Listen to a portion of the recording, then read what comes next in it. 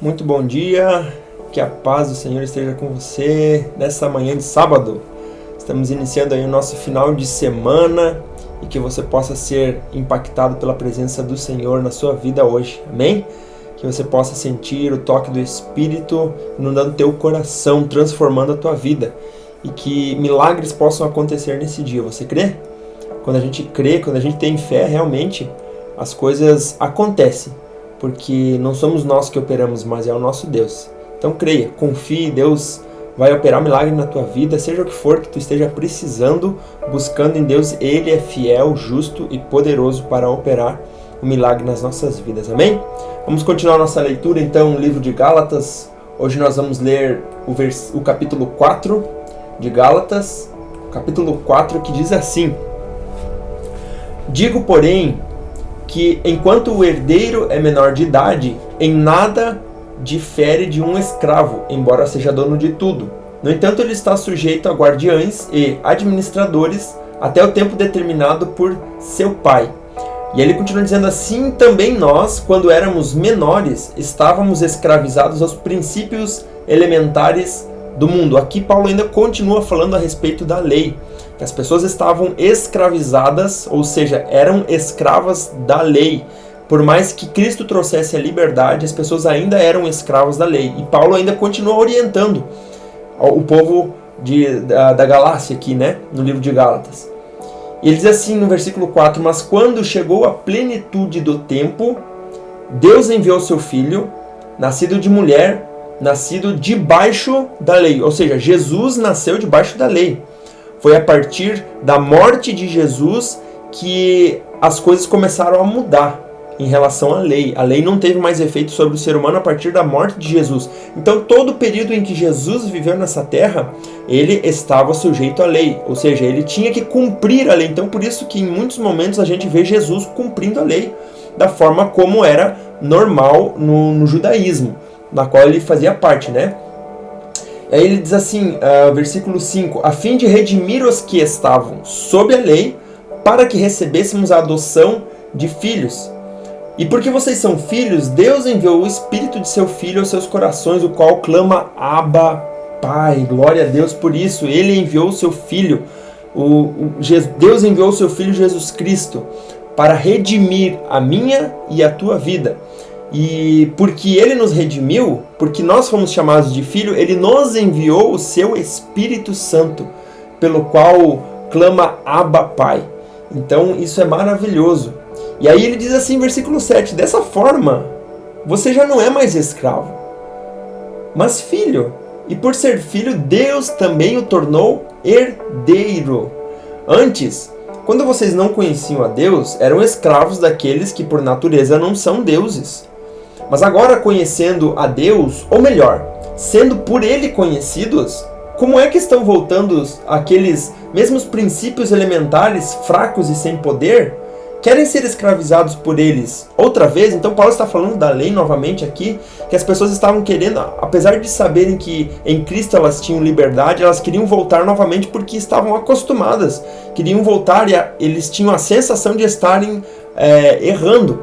Por isso que Jesus ele foi condenado, porque aquilo que Jesus trouxe foi tão diferente daquilo que eles estavam acostumados que muitos não aceitaram. E quando Jesus falava que a partir da sua morte a lei não teria mais validade sobre a vida das pessoas, as pessoas não seriam mais escravas da lei, aqueles que estavam debaixo da lei não aceitaram. Mas aqueles que entenderam o recado, eles aceitaram e viviam a liberdade que Cristo deu. E aí então ele continua dizendo assim, ó, vocês, versículo 10, estão observando dias especiais, meses, ocasiões específicas e anos, ou seja, a lei ditava o que era para fazer. Ó, aqui vocês têm que respeitar esse dia da semana, vocês têm que respeitar esse tempo, essa época do ano, vocês têm que respeitar esse mês, assim por diante. E aí Paulo diz assim, ó, para o povo da Galácia, temo que os meus esforços por vocês tenham sido inúteis. Paulo aqui, na verdade, ele está desabafando com o povo. Ele diz, eu fiz, eu trabalhei, e o meu medo maior é que tudo aquilo que eu fiz não tenha valido nada, porque vocês não estão entendendo a liberdade que Cristo deu para vocês. E aí ele diz assim: eu suplico, irmãos, que se tornem como eu, pois eu me tornei como vocês, e em nada vocês me ofenderam. Como sabem, foi por causa de uma doença que lhes preguei o evangelho pela primeira vez. Aqui entra um texto que eu utilizei até, foi uma pergunta que a Sandra me fez a respeito do espinho na carne de Paulo, e os estudiosos eles acreditam que era uma doença no olho de Paulo, e aqui ele está dizendo que pregou a primeira vez para o povo da Galácia por causa de uma doença que ele tinha. E aí ele diz assim: embora a minha doença tenha sido uma provação, vocês não me trataram com desprezo ou desdém. Pelo contrário, receberam-me como se eu fosse um anjo de Deus, como o próprio Jesus Cristo. O que aconteceu com a alegria de vocês?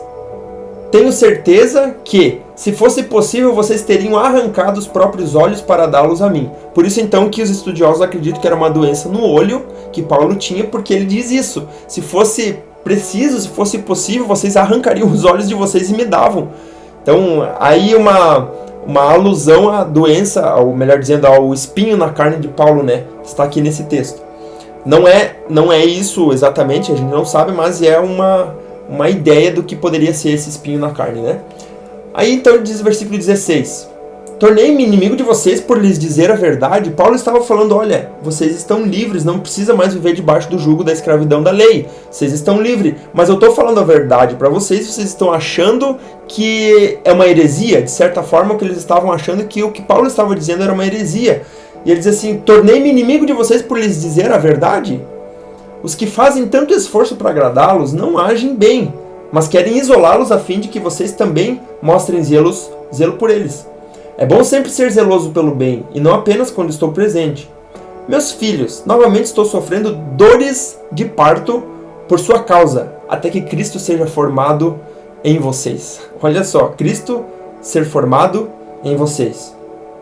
Eu gostaria de estar agora com vocês e mudar o meu tom de voz, pois eu estou perplexo. Paulo ele não estava entendendo por que o povo da Galácia estava agindo daquela forma. Se ele falou, ele explicou, mas mesmo assim, há alguma semelhança a nós hoje, talvez? A mim e a você? Às vezes a gente lê na palavra e a gente não... Ou melhor, a gente lê, sabe o que é, mas a gente faz que não quer entender para não precisar obedecer muitas vezes. Parece eu e você, né? E Paulo estava perplexo por causa daquilo com aquele povo. E aí ele diz assim: digam-me vocês, os que querem estar debaixo da lei, acaso vocês não ouvem a lei? Pois está escrito que Abraão teve 2 filhos, um da escrava e outro da livre. O filho da escrava nasceu de modo natural, mas o filho da livre nasceu mediante promessa. Isso é usado aqui como uma ilustração. Essas mulheres representam 2 alianças. Uma aliança procede do Monte Sinai e gera filhos para a escravidão, e esta é Agar. Agar representa o Monte Sinai na Arábia e corresponde à atual cidade de Jerusalém, que está escravizada com seus 2 filhos. Então, quando a gente lembra lá em Gênesis, é falado a respeito disso, que Abraão, então, tinha a sua esposa Sara, né, depois se tornou Sara, e ela não podia ter filhos, e ela duvidou da promessa e disse para Abraão: olha, deita com a minha serva Agar. E aí Abraão foi lá, deitou com Agar e nasceu Ismael. Só que Deus tinha uma promessa para Sara, que ela iria gerar um filho dela mesmo, do ventre dela. Sara não acreditou e pensou: olha, eu não consigo ter filhos, então vamos dar um jeito nisso. Mas mesmo assim Deus cumpriu a promessa na vida de Abraão e Sara e deu um filho para eles, e esse filho era da promessa, era o filho da promessa.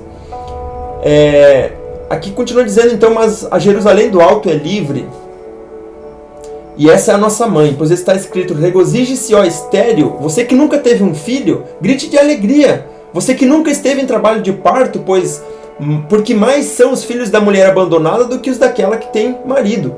Vocês, irmãos, são filhos da promessa, como Isaque.